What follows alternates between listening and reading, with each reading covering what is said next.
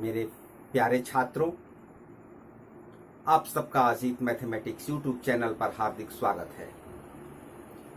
आज मैं आप लोगों के सामने गति के समीकरण को लेकर के उपस्थित हुआ हूं, जिसके अंतर्गत हम गति के समीकरणों का निगमन सीखेंगे।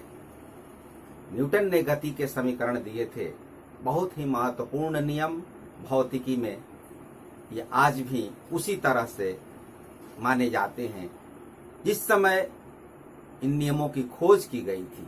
आज भी ये उतने ही इम्पोर्टेंस है। यदि अभी तक आपने इस चैनल को सब्सक्राइब नहीं किया है तो प्लीज यथाशीघ्र सब्सक्राइब कर लें, क्योंकि आने वाले क्लासेस अत्यंत रोचक होने वाले हैं। बेल आइकन का बटन दबाना न भूलें ताकि अगले क्लास का नोटिफिकेशन आपको सबसे पहले प्राप्त हो।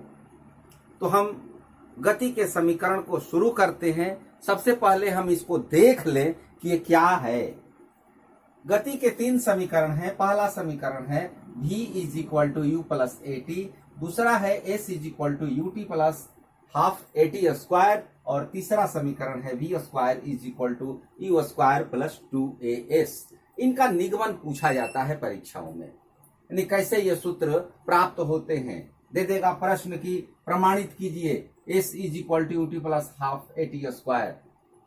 तो इसको दो तरह से सिद्ध किया जाता है। एक तो मैथमेटिकल मेथड है, जिसको कि गणितीय विधि के नाम से जाना जाता है, और दूसरा ग्राफीय विधि, ग्राफिकल मेथड है। तो हम दोनों विधियों से इसको सीखेंगे। पहले गणितीय विधि की चर्चा होगी, उसके बाद ग्राफीय विधि की चर्चा होगी। दोनों तरीकों से इसको सीखेंगे। उसके बाद इस पर आधारित अंकिक प्रश्न कैसे हल किए जाते हैं उनकी विस्तृत चर्चा जारी रहेगी। तो आइए सबसे पहले हम इन सूत्रों का निगमन सीख लें कि ये सूत्र कैसे आते हैं, कहां से उत्पन्न हुए और किस तरह ये प्रयोग में लाए जाएंगे। इस चराचर जगत में संपूर्ण वस्तु कहिए, पिंड कहिए, कण कहिए, कुछ भी कह सकते हैं। कण छोटा रूप में होता है, वस्तु उससे थोड़ा बड़ा होता है, और पिंड उससे भी बड़ा माना जाता है। तो हम तीनों शब्दों में से किसी भी शब्द का प्रयोग कर सकते हैं। तो इस संसार में कोई भी वस्तु विराम में नहीं है, सब गति में है। भले ही उसको थोड़ी देर के लिए हम मान लेते हैं कि विरामावस्था में है, लेकिन वो विराम में नहीं है। मान लिया जाए कि कोई वस्तु है और वह u मीटर प्रति सेकंड के वेग से गतिशील है। माना कि कोई वस्तु किसी सरल रेखा में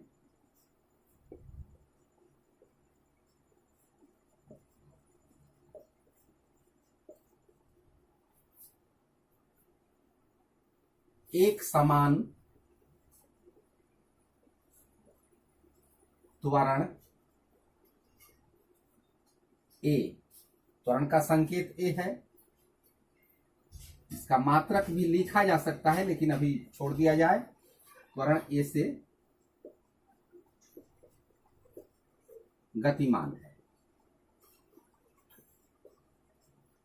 वस्तु का प्रारंभिक वेग u,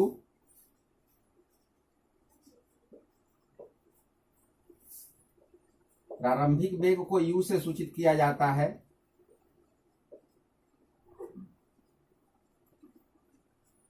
वस्तु जब गतिशील है तो समय के साथ उसकी स्थिति में परिवर्तन होगा। यानी मान लिया जाए कि t समय, t सेकेंड के बाद वस्तु का वेग v हो जाता है।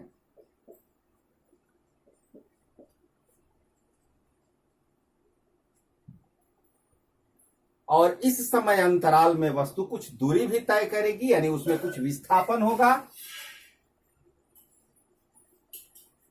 उसको s मान लिया जाए।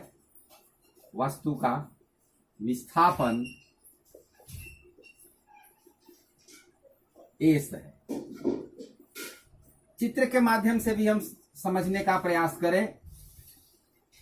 यहां पर कोई पिंड हम ले लिए, मान लिए ये कोई पिंड है और यह इस डायरेक्शन में u मीटर प्रति सेकंड के वेग से गतिशील है और t सेकंड बाद पिंड की स्थिति यहां पर आ जाती है, वही पिंड A और यहां पर उसका वेग v मीटर प्रति सेकंड हो जाता है। यहां से यहां तक जाने में पिंड का विस्थापन s मान लिया जाए।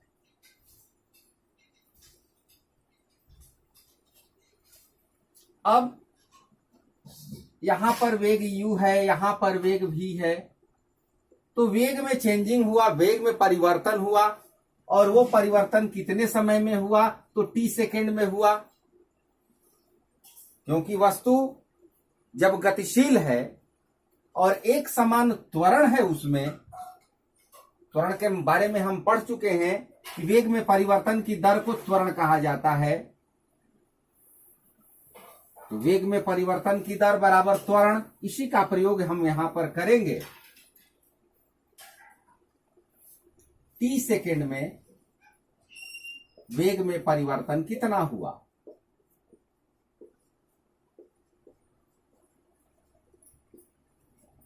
प्रारंभ में उसका वेग था u और अंत में v, तो ये हुआ वेग में परिवर्तन v minus u t second में।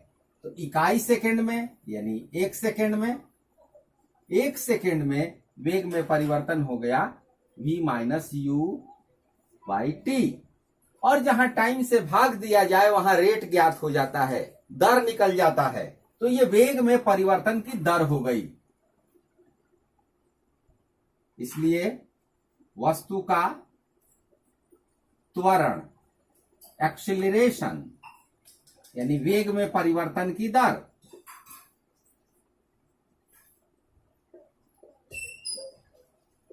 वेग में कितना परिवर्तन हुआ, v माइनस यू, टाइम से भाग दिया, दर निकल गया।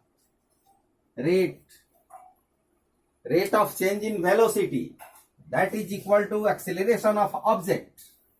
अब ये कितना हो रहा है, त्वरण, इसका संकेत a और ये हो गया v minus u by T.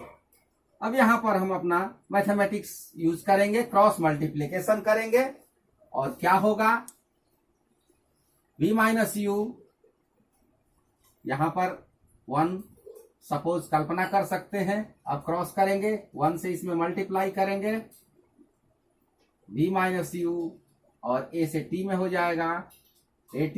u को राइट साइड में हम एडजस्ट करेंगे तो हो जाएगा v is equal to U plus at। और ये हो गया गति का पहला समीकरण, यानी v बराबर u प्लस at, ये पहला समीकरण हो गया हमारा। इस फॉर्मूले को आपको याद रखना होगा, remember it, R for remember, याद रखना है। ये गति का पहला समीकरण हो गया। तो इसके बाद दूसरे समीकरण, इसके आगे हम दूसरे समीकरण की बात करते हैं, यानी वस्तु में विस्थापन s है, तो विस्थापन क्या होता है, औसत वेग इनटू टाइम। विस्थापन बराबर वेग गुणा समय। उसी को यदि दूरी के रूप में लिखे तो दूरी बराबर चाल गुणा समय होता है। इसकी आवश्यकता पड़ेगी। ये विस्थापन कितने समय में हुआ, t सेकंड में। t सेकंड में वस्तु का विस्थापन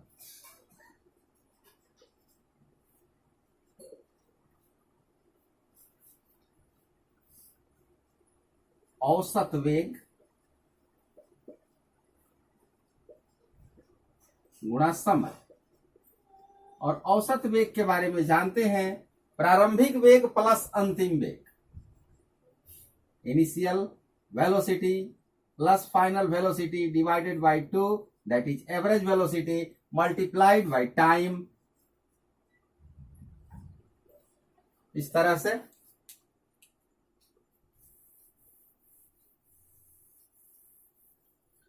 अब यहां पर हम v का जो वैल्यू है ये v का value u plus A T यहां पर पुट करेंगे, रख देंगे। इसको हम s से सूचित करेंगे, विस्थापन s,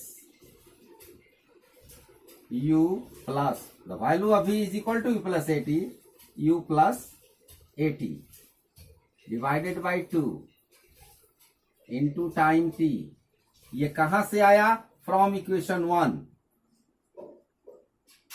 फ्रॉम इक्वेशन 1,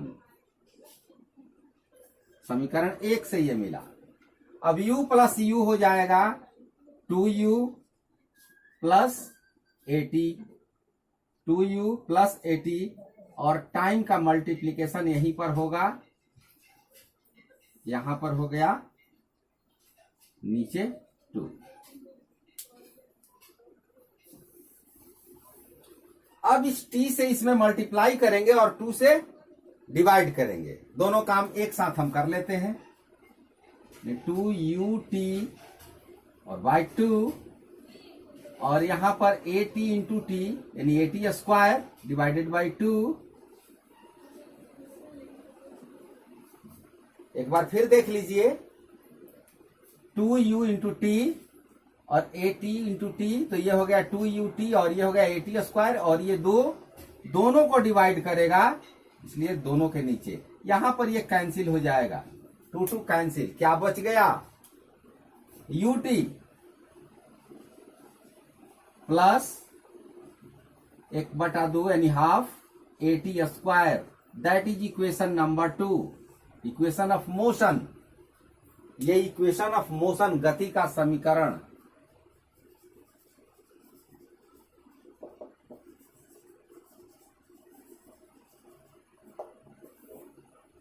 ये दूसरा समीकरण आ गया। इसको भी हम याद करने के लिए इस तरह से लिख लेते हैं, s is equal to U T plus half 80 square.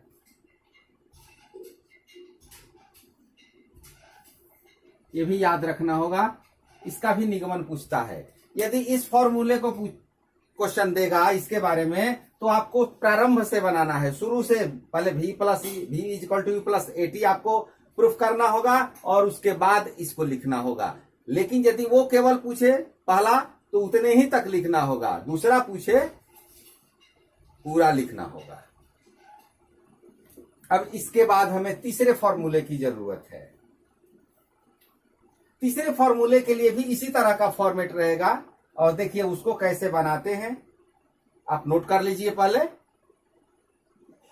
यदि ना हो पाया तो पॉज कीजिए, कॉपी में नोट कीजिए। तीसरे फॉर्मेट के लिए, तीसरे फॉर्मूले के लिए देखिए कैसे क्या करना होगा। समीकरण 1 से हमें क्या मिलेगा? इक्वेशन 1 से हमें क्या मिलेगा? गति के पहले समीकरण से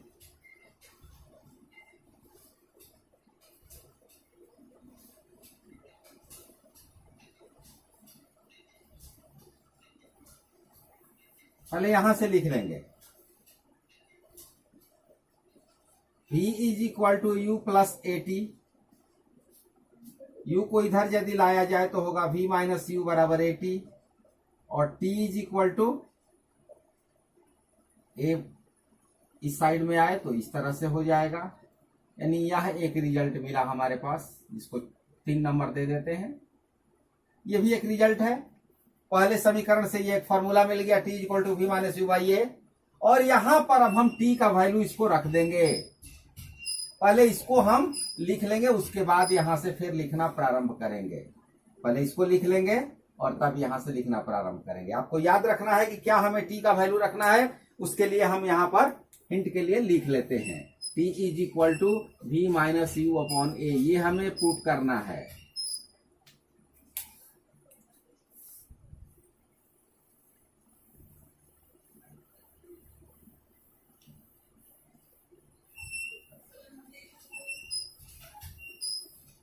अब देखिए एस अब लिखते आएंगे पूरा। u प्लस v को हम v प्लस यू लिख सकते हैं, कम्यूटेटिव लॉ का यूज कर सकते हैं, क्रम विनिमय नियम का पालन करते हुए हम u प्लस v को v प्लस u लिखे हैं। और t का वैल्यू ये, इसको इक्वेशन नंबर 3 मान लिया था हमने, तो ये वैल्यू हम यहां रख दे v minus u by a from equation 3।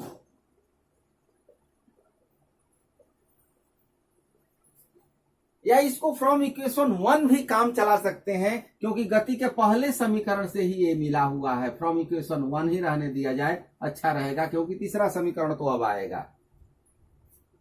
अब यहां पर हम क्या करेंगे, यहां पर मैथमेटिक्स लगाएंगे, a plus B into A minus B, A plus B into A minus B is equal to A square minus B square. बीज गणित का फॉर्मूला यहां पर यूज करेंगे, v plus U into V minus U that is equal to V square minus U square, और नीचे होगा 2a। अब यहां पर हम क्रॉस मल्टीप्लीकेशन करेंगे, V square minus U square is equal to 2as। You को उस साइड ले जाएं यू स्क्वायर को, तो मिल जाएगा V square is equal to U square plus 2as। इस तरह से हमारा ये गति का तीसरा समीकरण भी मिल गया, जिसको इक्वेशन नंबर 3 यहां पर हम दे देते हैं। इस तरह से तीनों समीकरणों का निगमन यहां पर ज्ञात हो गया। आप इसको याद रखेंगे, V square is equal to U square plus 2as, इसको भी आपको रिमेंबर याद रखना है। आप इसको पहले नोट कर लीजिए।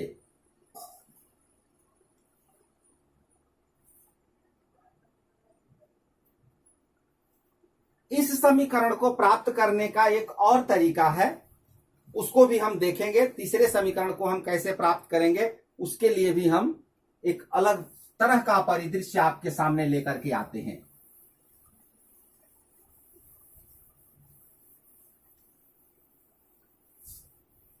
थोड़ा चेंज रूप में है, देख लीजिए। हम क्या सीख चुके हैं अभी तक, हम क्या सीख चुके हैं, वी नो दैट, हम जानते हैं कि पहला समीकरण v is equal to U plus at, और दूसरा समीकरण मिला s is equal to U T plus half at square.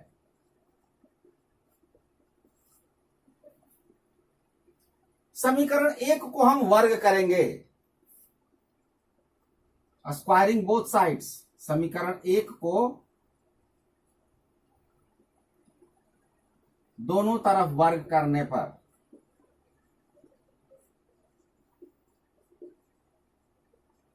यदि हम समीकरण 1 में होल स्क्वायर करें तो क्या हमें मिलेगा, V square is equal to U plus at whole square.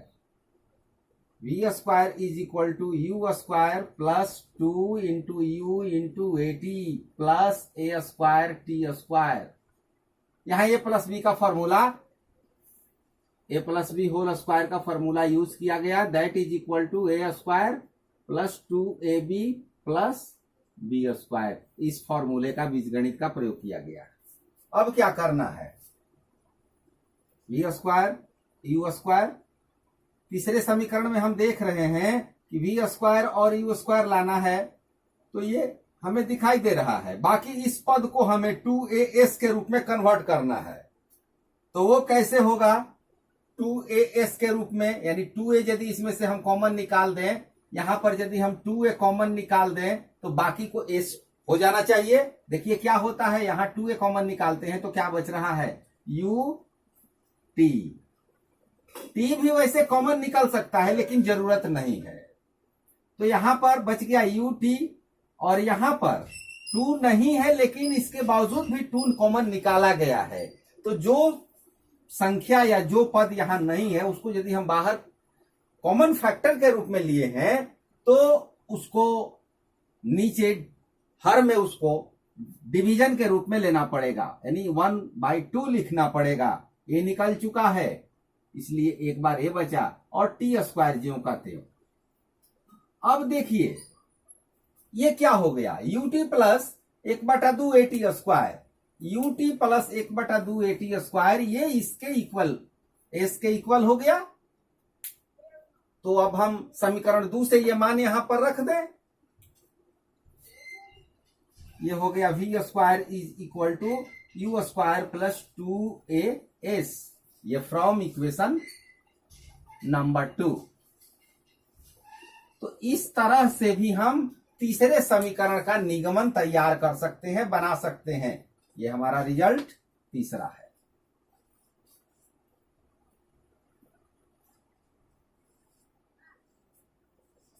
यानी V square is equal to U square plus 2as, इसको आप याद रखेंगे।